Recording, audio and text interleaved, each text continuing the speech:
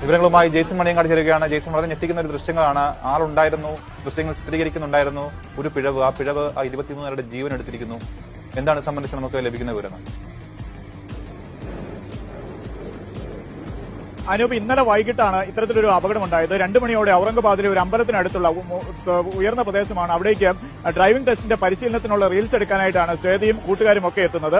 അതിനുശേഷം ഈ driving test എങ്ങനെയാണ് ഡ്രൈവിംഗ് ടെസ്റ്റിൽ വാഹനം ഓടിക്കേണ്ടത് എന്നതിനെക്കുറിച്ചുള്ള